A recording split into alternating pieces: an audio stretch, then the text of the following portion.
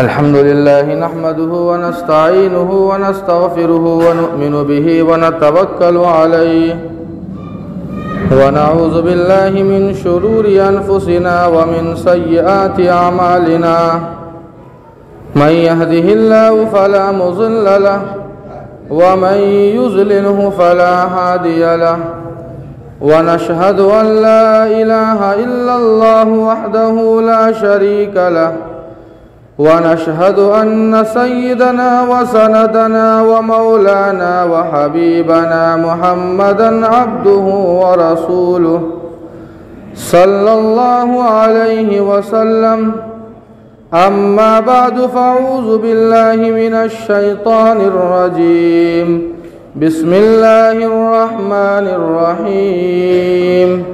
या अय्युहन्नासु इत्तक़ू रब्बकुमुल्लज़ी ख़लक़कुम मिन नफ़्सिन वाहिदह व ख़लक़ मिन्हा ज़ौजहा व बस्स मिन्हुमा रिजालन कसीरन व निसाअ वत्तक़ुल्लाह अल्लज़ी तसाअलून बिही वल अर्हाम। वक़ाल अयज़न फ़ी मक़ामिन आख़र या अय्युहल्लज़ीना आमनु इत्तक़ुल्लाह हक़्क़ तुक़ातिह वला तमूतुन्न इल्ला व अंतुम मुस्लिमून। वक़ाल अयज़न फ़ी मक़ामिन आख़र या अय्युहल्लज़ीना आमनु इत्तक़ुल्लाह वक़ूलू क़ौलन सदीदा युस्लिह लकुम अअमालकुम व यग़फ़िर लकुम ज़ुनूबकुम व मन युतिइल्लाह व रसूलहु फ़क़द फ़ाज़ फ़ौज़न अज़ीमा। सदक़ल्लाहु मौलानल अज़ीम व सदक़ रसूलुहुन नबियुल करीम व नहनु अला ज़ालिका लमिनश शाहिदीन वश्शाकिरीन वल्हम्दुलिल्लाहि रब्बिल आलमीन। अल्लाहुम्मा सल्लि अला मुहम्मदिन नबिय्यिल उम्मी व अला आलिहि वसल्लिम तस्लीमा। सुब्हानक ला इल्म लना इल्ला मा अल्लमतना इन्नका अंतल अलीमुल हकीम। रब्बि श्रह ली सदरी व यस्सिर ली अमरी वहलुल उक़दतम मिन लिसानी यफ़क़हू क़ौली। Rabbi ज़िदनी इल्मा rabbi ज़िदनी इल्मा rabbi ज़िदनी इल्मा। अल्लाहुम्मा अय्यिदनी बिरूहिल क़ुदुस अल्लाहुम्मा अय्यिदनी बिरूहिल क़ुदुस अल्लाहुम्मा अय्यिदनी बिरूहिल क़ुदुस। हाज़िरीन मोहतरम, सामईन उज़्ज़ाम, दूर दराज से हमारे तशरीफ़ लाए हुए दीनी और इस्लामी भाइयों, अमायदीन शहर, अल्लाह पाक का हमारा आप जितना भी शुक्र अदा करे वो कम है, इसलिए कि अल्लाह पाक ने हमें जुमा जैसी मुक़द्दस इबादत और जुमा जैसा मुक़द्दस दिन हमें नसीब फरमाया। अल्लाह का हमारा आप जितना भी इस पर शुक्र अदा करे वो कम है। अल्लाह पाक से दुआ फरमाए कि अल्लाह पाक हमारी हाज़िरी को और आने को कबूल फरमाए। नाज़रीन किराम, कुरान पाक की जो आयतें आपके सामने पढ़ी है, ये वो आयतें हैं जिन आयतों को आप अक्सर व बेशतर निकाह की मजलिस में आप सुनते होंगे। जब काज़ी निकाह जब निकाह पढ़ाता है तो यही वो 3 आयत है जिन आयतों का सहारा लेकर एक अजनबी लड़का और लड़के के रिश्ते को जोड़ता है। लेकिन हम आप जानते हैं कि यकीनन आज की यह मजलिस कोई निकाह की मजलिस नहीं है, लेकिन उसके बावजूद वो आयत जो आयतें एक निकाह की मजलिस में पढ़ी जाती है, आज के इस मजलिस में जुमा के दिन जो पढ़ी गई है, किसी मुनासबत से पढ़ी गई है। मुझे निकाह के ताल्लुक़ से या किसी अजनबी या लड़का या लड़की का निकाह नहीं पढ़वाना है, लेकिन निकाह के ताल्लुक़ से चंद बातें आपके सामने कहनी हैं। जबकि निकाह और शादी और ब्याह के ताल्लुक़ से बातें कहने का ये मौका भी नहीं था, न ज़मीनी कोई मौका था, न इस तरह का कोई ऐसा मौका जो आपके सामने कही जाए। चूँकि ये जो महीना चल रहा है, हमारा आप जानते हैं ये रजब का महीना है। मुनासिब तो ये था कि रजब के महीने पर कुछ बात की जाए, और मैंने सोचा भी था कि आपके सामने रजब के ताल्लुक़ से कुछ बातें कहूँ, और ख़ुसूसन इस रजब के महीने में 27 रजब को जो एक अहम वाक़या मेराज पेश आया है। मेराज के ताल्लुक़ से आपसे बातें करनी थी, लेकिन हाज़रीन मोहतरम, तमाम मौज़ूआत को छोड़कर आज जो निकाह और शादी ब्याह के टॉपिक और मौजू को चुनना पड़ा। हम और आप जानते हैं कि आखिर 25 फरवरी का वाक़या हमारे और आपके सामने है। 25 फरवरी का वाक़या हम याद करें कि जिस 25 फरवरी के दिन हमें और आपको ये ख़बर मिलती है कि गुजरात के अहमदाबाद की आयशा नामी एक ख़ातून है जो हमारी और आपकी एक दीनी और इस्लामी माँ और बहन थी, अपने आप को ख़ुदकुशी कर लेती है। ये वाक़या बहुत अहम है और हम और आप सभी जानते हैं, बताने की ज़रूरत नहीं है। 25 फरवरी का वाक़या है। हम और आप भी जानते हैं कि आयशा नामी उस खातून जिसकी शादी राजस्थान के जालौर में हुई थी 2 साल 3 साल पहले, आज मजबूर होकर उसने अपने आप को पानी के हवाले कर दिया, अपनी ज़िंदगी से ख़ुदकुशी कर ली। नाज़रीन किराम, कहना इतना ये है कि हमारे और आपके समाज में हमारी और आपकी बेटी, हमारी और आपकी दीनी माँ या बहन आज आखिर ख़ुदकुशी या आत्महत्या पर क्यों मजबूर है? कभी हमने गौर किया ये हालात क्यों पेश आ रहे हैं?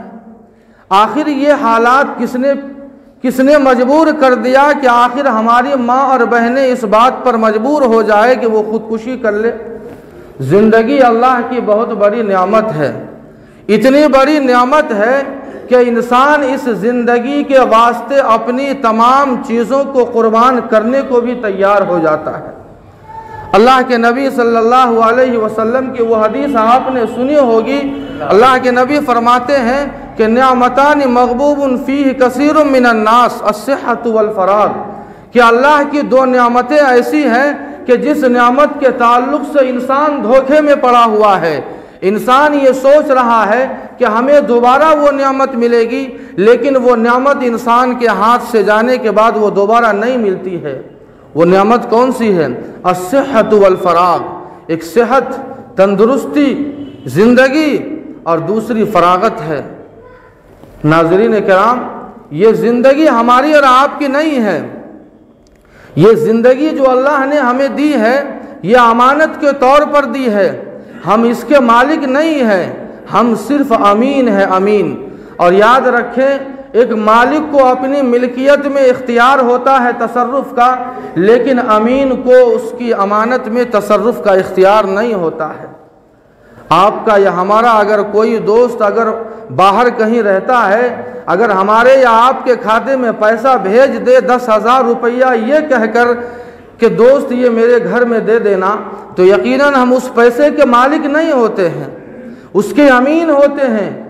और अमीन ये ज़ामिन होता है, अमीन या अमानत उस चीज़ की हिफाजत करने का मालिक होता है, उसका हकीकतन मालिक नहीं होता है कि जिस तरह चाहे वो तसर्रुफ़ कर ले। ये जवानी, ये ज़िंदगी, ये हमारी जो अल्लाह पाक ने हमें दी है, ये हम इसके मालिक नहीं हैं, ये अमीन है, ये अमानत है अल्लाह की दी हुई, ये अल्लाह की दी हुई अमानत है। इसलिए हम और आप अपनी ज़िंदगी के साथ तसर्रुफ़ करने से पहले हमें और आपको सोचना होगा कि आखिर हम अपनी ज़िंदगी के साथ क्या कर रहे हैं। जिस रब ने हमें जवानी या ज़िंदगी दी है, उसी को हक़ है ये ज़िंदगी लेने का। जिसने हमें ये ज़िंदगी दी है उसी को हक भी है कि ये ज़िंदगी हमसे ले। हमें और आपको ये हक नहीं है। जब हमें और आपको ये हक नहीं है कि हम एक ज़िंदगी को दे दे, तो भला हमें उस ज़िंदगी लेने के हकदार कब हो गए? सबसे पहली बात मैं आपसे ये कहूँगा कि ये ज़िंदगी ये अल्लाह की नेमत है, ये अमानत है। इस ज़िंदगी में तसर्रुफ़ करने से पहले हमें और आपको सोचना होगा कि आखिर ये अमानत की चीज़ अल्लाह ने जो हमें दी है, हमें और आपको इसके साथ कैसा सलूक करना चाहिए और क्या बर्ताव करना चाहिए, ताकि हमें उसका हिसाब भी देना है, अल्लाह के सामने उसका जवाब भी हमें देना है। मौत व हयात तो अल्लाह के हाथ में है, हमारे और आपके हाथ में नहीं है। मौत व हयात तो अल्लाह के हाथ में है। किसी इंसान के बस में नहीं है कि वो किसी को मौत दे दे या किसी को हयात दे दे। नाज़रीन किराम, आज हमारे समाज और मुआशरे में एक नहीं अनेक बुराइयां हैं, अनेक और हज़ारों बुराइयां हैं। इतने रसूमात है हमारे और आपके समाज में कि इंसान अगर सुबह से शाम तक अगर उन बुराइयों को, मुआशरे की उन खराबियों को, उन रसूमात को इंसान अगर लिखना चाहे तो काउंट नहीं कर सकता है, नहीं गिन सकता है। लेकिन हम और आप समाज और मुआशरे की रसूमात और बंधन में इस तरह बंधे हुए हैं, इस तरह बंधे हुए हैं कि इंसान अगर उस बंधन से अगर आज़ादी चाहे तो नहीं मिल सकती है आज़ादी। एक नहीं हज़ारों बुराइयां हैं, हज़ारों रसूमात है, और उस रसूमात के चक्कर में आज हमारी गरीब जो बच्चियां हैं आज वो कुंवारी बैठी हुई है, रिश्ते नहीं हैं। एक बाप है, एक बाप जब किसी बाप के यहाँ जब कोई बच्ची पैदा होती है और उस बाप के कान में ये खबर पहुँचती है कि अल्लाह ने आपको बेटी से नवाजा है, मेरे भाइयों आप अपने दिल पर अपने हाथ को रखिए और इंसाफ से बताइए कि इस मजलिस में बहुत सारे ऐसे भी होंगे जिनको अल्लाह पाक ने बेटियों से नवाजा है, लेकिन आप गौर से और इंसाफ से ये बताइए कि जब एक बेटी होने की खबर हमारे कान में पड़ती है तो हमारे दिल पर एक चोट सी लगती है और हमारे दिल में, हमारे ख्यालात में 20 साल 22 साल की फिल्म जो है घूमने लगती है कि अब क्या होगा, बेटी आई है अब क्या होगा। इसलिए कि हमारा और आपके समाज का ये हाल बन चुका है कि जिस चीज़ को हमारे दीन ने आसान बनाया है आज हमने और आपने उसे मुश्किल बना दिया। निकाह ये बड़ा आसान है, निकाह शरीयत ने बहुत आसान किया है। निकाह में है क्या, दोनों तरफ के अगर गार्जियन राज़ी है, लड़का लड़की राज़ी है, 2 गवाह मौजूद है, इजाब व कबूल है, आप शादी करवा दिए, मामला ख़त्म है। निकाह तो सादगी का नाम है। याद कीजिए हम और आप जिन सहाबा या जिन सहाबियों की शादी की मिसालें हम और आप देते हैं, उनकी सादगी की हम और आप आज तक मिसाल देते हैं, आज तक मिसाल देते हैं। हम और आप उनकी शादियों की सादगी की आज तक मिसाल हम और आप देते हैं कि हमारे नबी के बेटियों की शादी इस तरह हुई है, मिसाल देते हैं कि नहीं। वाक़यात सुनते सुनाते रहते हैं। 1450 साल बीत गए हैं, वो हल्ला नहीं था, वो शोर नहीं था, वो डीजे वो बाजे नहीं थे, वो 5-5 या 10-10 लाख रुपये नहीं थे, वो सुकून का माहौल था। दोनों राज़ी हो गए, उसी मजलिस में निकाह और शादी हो गई। इतनी सादगी वाला निकाह आज तक जिंदा है और क़यामत तक जिंदा रहेगा। लेकिन हम और आप इतने डीजे और बाजे के साथ शादी करते हैं और उसी मजलिस में हमारी बुराई करने वाले भी मौजूद होते हैं, नहीं होते हैं। 10-10 लाख रुपया हम और आप खर्च करते हैं, लेकिन हमारी और आपके मजलिस में हमारे खाने वाले लोग हमारी बुराई कर रहे हैं। शादी तो इस दीन ने, शरीयत ने आसान बनाया है और ज़िना को मुश्किल बनाया है, लेकिन हमारे और आपके समाज में मामला उल्टा है। मामला उल्टा हो चुका है। अगर कोई लड़का या लड़की जवान हो जाए और वो अगर शादी करना चाहे तो नहीं कर सकता है, नहीं कर सकता है। बड़ी पेच है, बड़ी आजमाइश है। शादी की उम्रें बीत चुकी है लेकिन मजबूर है।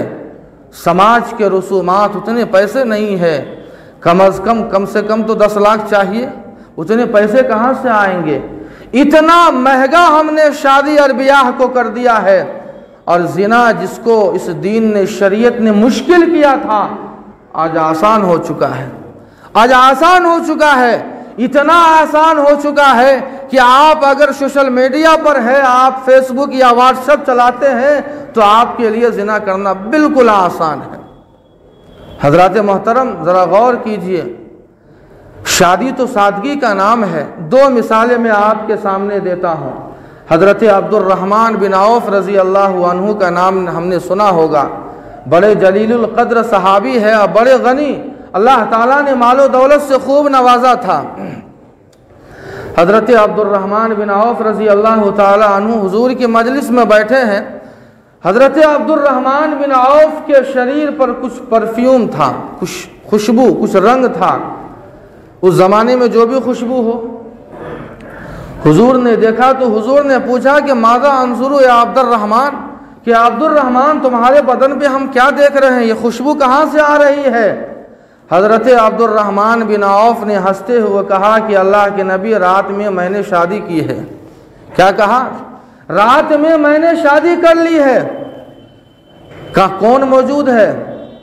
तमाम कायनात के सरदार मौजूद है, जो तमाम अंबिया के सरदार है, जिनके सदक़े में अल्लाह पाक ने इस कायनात को पैदा किया, वो मौजूद है, वो हस्ती मौजूद है। लेकिन उन्हें नहीं पता है, जब हज़रत अब्दुर्रहमान बिन औफ ने कहा कि अल्लाह के रसूल, मैंने रात में शादी की है, वही किसी ने रंग लगा दिया हो, वही परफ्यूम है, तो अल्लाह के नबी का रिएक्शन क्या था? उस रिएक्शन से पहले हम और आप अपना रिएक्शन देखते हैं।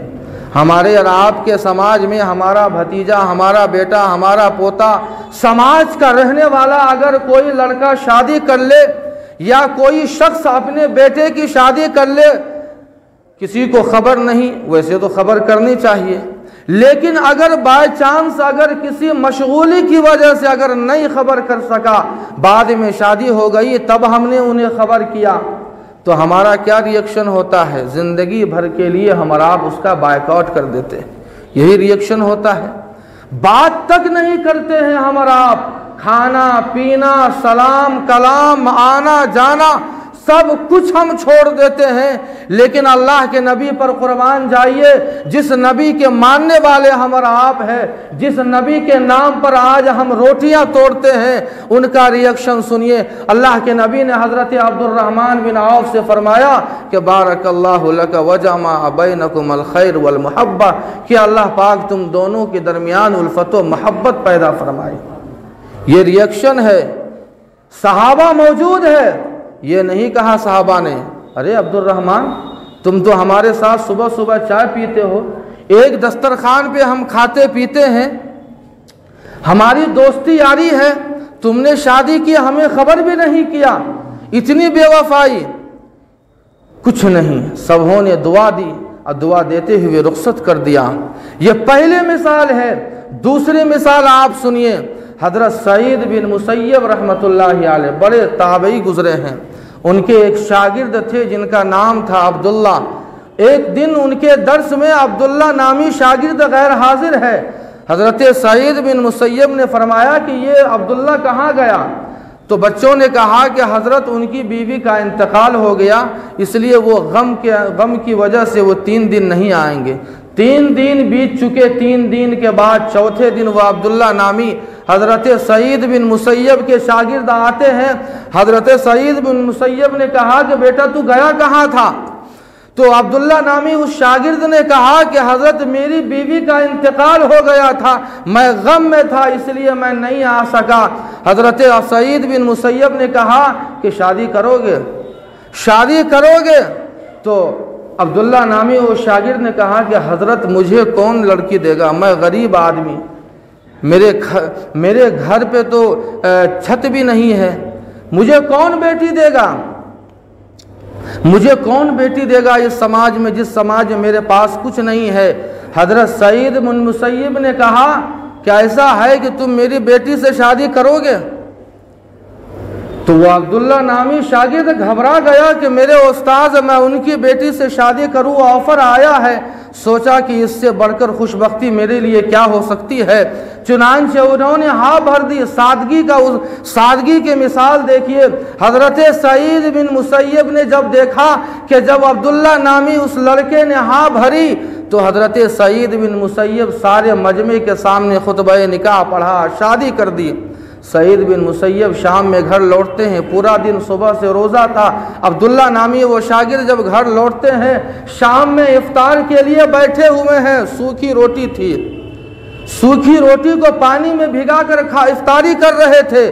दस्तक की आवाज़ आती है। पूछा कौन? कहा सईद। कहा कौन सईद? कहा सईद बिन मुसय्यब। घबरा गए कि वो उस्ताद दरवाजे पर खड़े हैं। चुनांचे दरवाज़ा खोला कर कहा हजरत आइए, आखिर बात क्या है, आखिर मामला क्या है, आप इस शाम को आप हमारे घर आ गए हैं। अब्दुल्ला नामी उस शख्स ने कहा दिल में सोचा कि पता नहीं, हो सकता है कि मेरे घर में कुछ नहीं है, चेकिंग में आ गए हो कि मैंने जिसे अपनी बेटी दी है उसके घर में कुछ है भी कि नहीं, दाना पानी कुछ कोठी में है कि खाली हो चुका है सारा, कुछ सोने के लिए चटिया उटिया कुछ है कि नहीं। वो घबरा गए। लेकिन देखा कि दुल्हन के जोड़े में हजरत सईद बिन मुसय्यब अपनी बेटी को लेकर आए। कहा कि ये तुम्हारी अमानत है, तुम्हारे हवाले, ये तुम्हारे हवाले है, तुम जिस तरह चाहो तुम उसके साथ ज़िंदगी बिता लो। ये दो मिसाल सादगी की मिसाल है हजरत मोहतरम। लेकिन आज निकाह करना क्यों मुश्किल हो गया है। जहेज़ इतनी बड़ी लानत मेरे दोस्तों, जहेज़ इतना नासूर बन चुका है हमारे समाज का। अफसोस इस बात का होता है कि इस लानत से आज कोई तबका खाली नहीं है, चाहे वो जाहिल का हो, पढ़ा लिखा का हो, दीनी तबके से जिस लाइन से भी जुड़ा हुआ तबका क्यों ना हो, पढ़ा लिखा या अनपढ़ हो, आज इस बुराई के अंदर, इस मुसीबत में हर तबका घिरा हुआ है। हर तबका इस जहेज़ की लानत का शिकार बन चुका है। इसलिए कि हमने और आपने इस तरह समाज को बंधन में बांधा है कि अगर आज एक गरीब अपनी बेटी की शादी करना चाहे तो नहीं शादी कर सकता है, नहीं शादी कर सकता है। जब तक कि उसे अपना घर न बेचना पड़े तब तक वो अपनी बेटी की शादी नहीं कर सकता है। शादी तो आसान है, लेकिन हमने और आपने उसे मुश्किल बना दिया, मुश्किल बना दिया हमने और आपने। मेरे भाइयों, आज हमारी और आपकी दीनी बहन या बेटी या जो भी हो, आज अगर खुदकुशी करने पर मजबूर है या गैरों को अपना जीवन साथी बनाने पर मजबूर है या धर्म परिवर्तन करने पर अगर मजबूर है तो यकीनन कोई और जिम्मेदार नहीं है, यह हम और आप जिम्मेदार हैं, यह हम जिम्मेदार है। हमने और आपने अपने घर के निज़ाम और सिस्टम को नहीं सही किया, हमने और आपने अपनी बच्चियों को सही तरबियत नहीं दी, और जब वो शादी की उम्र को पहुंच जाए तो हमने और आपने उसके जज्बात का खिलवाड़ किया है, हमने और आपने उसके जज्बात का ख्याल नहीं किया। कौन करेगा? ये हमें और आपको करना होगा। कौन करेगा? जिम्मेदार कौन होगा? हम और आप तो इस चक्कर में लगे हुए हैं कि ख़ुदकुशी करना हराम है, नमाज जनाजा उसकी पढ़ी जाए कि नहीं पढ़ी जाए।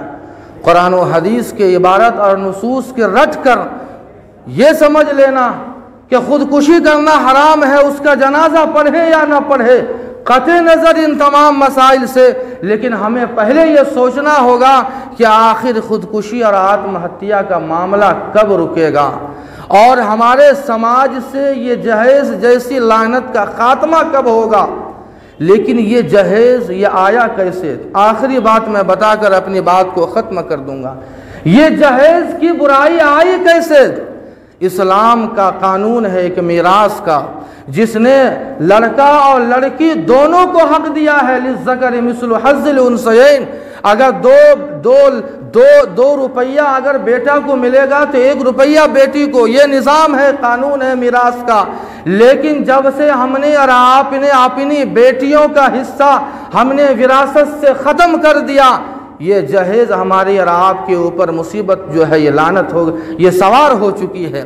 हमने अपनी बेटियों को मीरास से हिस्सा देना बंद किया, जहेज़ जैसी लानत हमारे ऊपर मुसल्लत कर दी गई। इसलिए हमें और आपको अपने बेटों को जहां हम और आप विरासत में हिस्सा देते हैं, हमें और आपको अपनी बेटियों को भी हिस्सा देना होगा।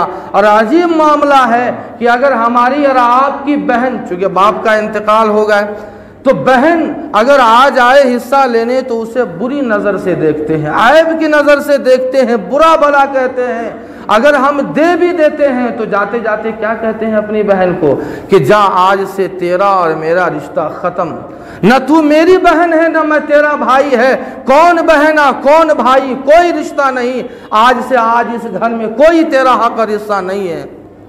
अलगर्ज सिर्फ कहना सिर्फ इतना है कि आयशा नामी अगर बच्ची ने खुदकुशी की है तो उसका जिम्मेदार हमारा और आपका समाज है, उसे आपको एक्सेप्ट करना, कबूल करना होगा और इस बात का हमें अहद करना होगा कि अब हम किसी और आयशा को पैदा नहीं होने देंगे और जहेज़ जैसी लानत से हम अपने समाज के ख़ात्मे से, समाज इस लानत को ख़ात्मे की हम और आप फ़िक्र करेंगे, कोशिशें करेंगे।